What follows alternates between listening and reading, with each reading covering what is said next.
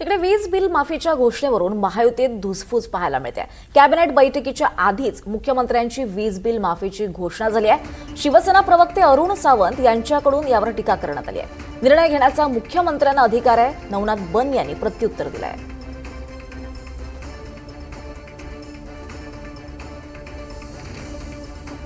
तर वीज बिल माफीच्या घोषणेवरून महायुतीतच धुसफूस पाहायला मिळते आहे।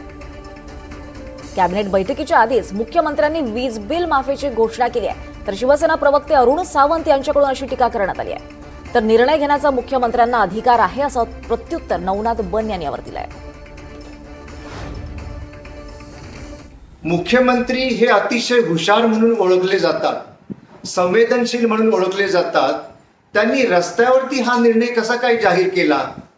एका सभेमध्ये शेतकऱ्यांच्या काल त्यांनी हा निर्णय जाहीर करून टाकला आणि टाळ्या आणि शिट्या सुद्धा भरपूर मिळाल्या त्या निर्णयाला, कारण निर्णयच तसा होता।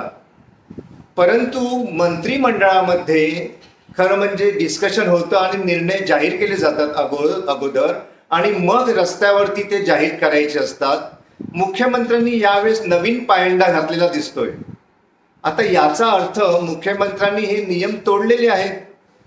मुख्यमंत्री इतर मंत्र्यांशी डिस्कशन केल्याच्या अगोदर जर निर्णय जाहीर करत असतील तर मग इतर मंत्री आता काय करतील हा विचार मला पडलेला आहे।